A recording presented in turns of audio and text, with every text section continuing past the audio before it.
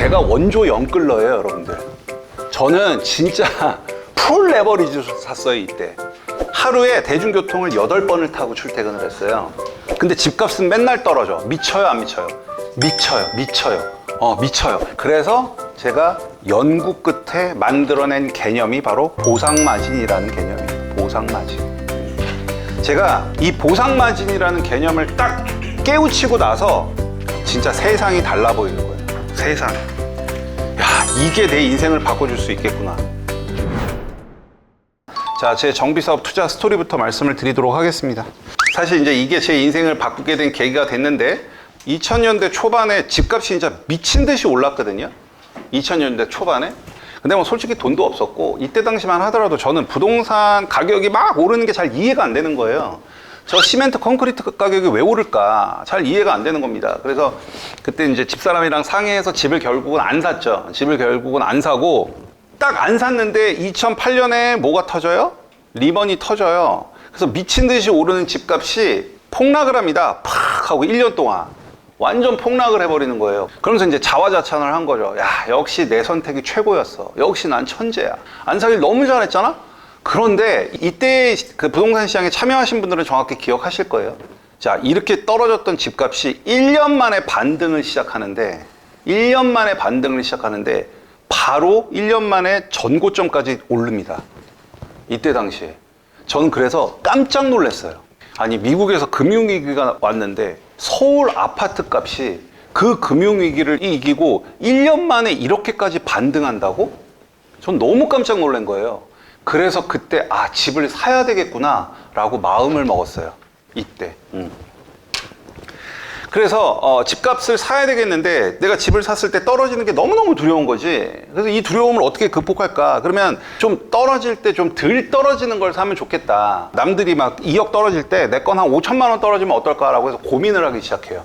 그래서 이때 그러면 앞으로 신축이 될 만한 아파트, 신축이 될 애들은 하락장이 오더라도 떨어지는 폭이 작을 거야 라고 판단을 합니다. 그 판단이 되게 어리석었죠. 하락장에서는 정비사업 물건이 더 많이 떨어지는데 그때 당시엔 제가 그걸 몰랐어요. 그래서 앞으로 신축이 될 거니까 재건축 아파트를 사자 라고 해서 그때 경희궁의 아침 오피스텔에 살다가 이제 애 태어나면서 잠실의 엘리트파 입주장이었어요. 그래서 파크리오 34평을 전세 1억 5천인가에 들어갑니다. 그때. 그리고 나서 이제 집을 사야 되겠다라고 마음을 먹었는데 사회초년생 30대 한 중반 됐는데 돈이 어디 있겠어요? 돈이 없잖아요. 그래서 제가 원조 영끌러예요, 여러분들. 저는 진짜 풀 레버리지 샀어요, 이때. 제가 은행을 다녔기 때문에 대출을 정말 많이 해줬거든요. 그리고 그때 당시엔 대출이 되게 많이 나왔습니다.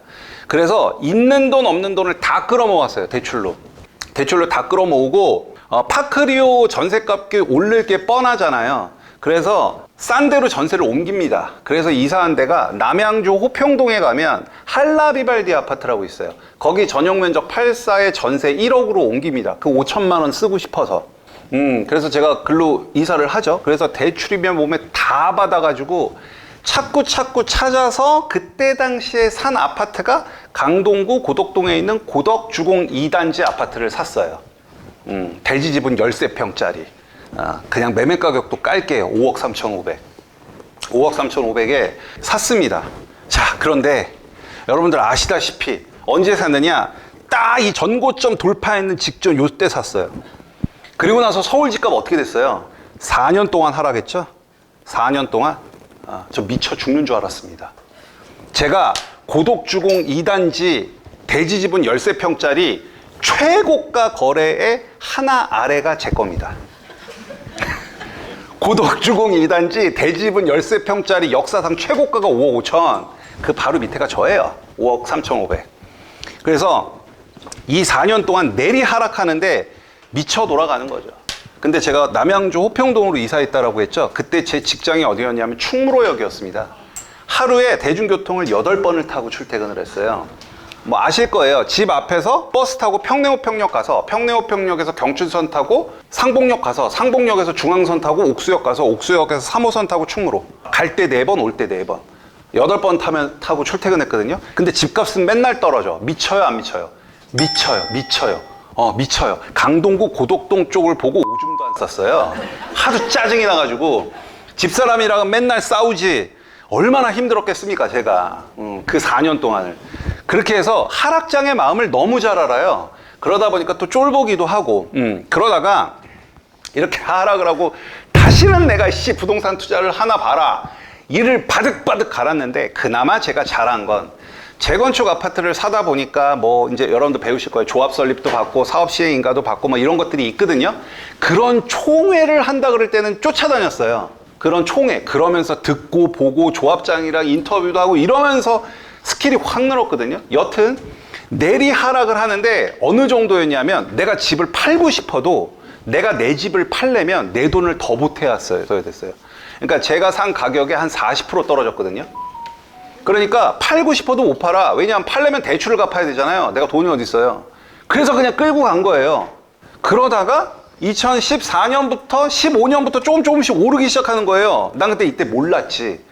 중개사님한테 전화가 와요. 현석 씨, 그동안 얼마나 마음고생 심했어. 현석 씨 산 그 가격에 누가 산대. 팔어. 얼마나 마음고생이 팔어. 연락이 온 거예요. 와, 그때 제가 정확히 기억해요. 식탁에 앉아서 오후 3시에, 토요일날 오후 3시에 신라면 끓여 먹고 있었어요. 딱 2젓갈째 뜨는데 그 전화 받았거든요. 너무 기쁘잖아요. 한 4년, 5년을 마음고생하다가 바로 차를 몰고 중개사를 갔어요. 근데 중개사를 가니까 테이블에서 막 계약들을 하고 있는 거예요. 속으로 어떻게 생각했어? 저런 바보들. 앞으로 나처럼 또 고생 좀 해봐. 다 그러고 나서 알았어요, 사장님. 저 생각 좀 해보고 올게요. 라고 이제 중개사를 나왔죠. 그리고 나서 이제 차를 몰고 다시 남양주로 가야 되겠죠. 고덕동에 와보신 분들은 모르겠지만 지금 고덕 비지밸리 막 개발하고 있고 지금 이케아 얼마 전에 오픈했고 막 그러거든요. 이제 거기가 없었을 때예요, 그때는.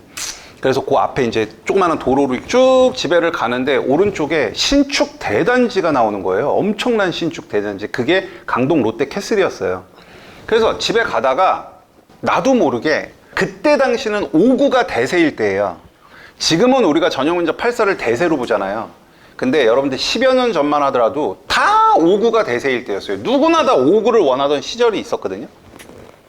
앞으로 또 그렇게 또 흐름이 바뀔 거라고 저는 보는데, 그래서 그냥 운전을 하다가 우회전을 해서 그 강동 롯데캐슬의 중개사님한테 갔어요. 그래서 24평 아파트 가격을 물어봤더니 고덕주공 2단지 가격이랑 비슷한 거예요. 그 얘기를 듣고 집에 오는데 혼란스러운 거죠. 지금은 이제 그라시움이라는 아파트인데 고덕주공 2단지에 지금 신축이 서 있으면, 자 다시 고덕주공 2단지에는 지금 이런 아파트가 있잖아요. 근데 이게 아니라 이미 지금 신축이 서 있으면, 그래서 이 신축의 가격을 내가 알 수 있으면 강동 롯데캐슬과 비교해서 내 마진이 어느 정도이니 버틸까 말까를 판단할 수 있잖아요. 그게 궁금한 거예요. 운전하고 집에 오는데 저기 있는 고덕주공을 다 때려 부시고 지금 신축이 들어서 있어. 그럼 저게 얼마일까?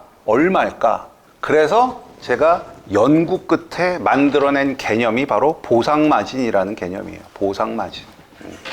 제가 이 보상마진이라는 개념을 딱 깨우치고 나서 진짜 세상이 달라 보이는 거예요. 세상이. 이게 내 인생을 바꿔줄 수 있겠구나. 그래서 2016년도에 은평구에 있는 가련 1구역에 매수를 합니다. 그래서 거기 조합원이 됐어요. 이 보상마진 개념이라는 걸 통해서. 자, 그리고 나서 바로 이듬해 구성남, 지금 옛날 신흥 2구역 84 입주권을 투자금액 그때 한 8천만 원인가? 그 정도에 투자를 했습니다. 그래서 그 보상마진이라는 개념을 깨닫고 가련 1구역 조합원이 됐다가 신흥 2구역 조합원이 됐죠. 그런데 이제 1급지에 대한 로망이 여러분들 누구나 다 있잖아요. 그래서 과감한 결단을 내립니다. 그래서 신흥 2구역 입주권을 이제 1년도 안 돼서 팔고, 그리고 나서 대출 이빠이 받아갖고 성수 전략정비구역으로 들어갔죠. 그래서 현재는 성수 전략정비구역의 대의원으로 활동하고 있고요. 그 다음에 오세훈 서울시장 취임하고 신속통합계획이라는 거 나오면서 이제 신통투자들을 쭉 해왔죠. 그래갖고 현재는 한 10군데 조합원으로 있거든요. 그래서 여러분들께서 이 개념을 좀 잘 배워 놓으시면 너무너무 감사드릴 것 같습니다.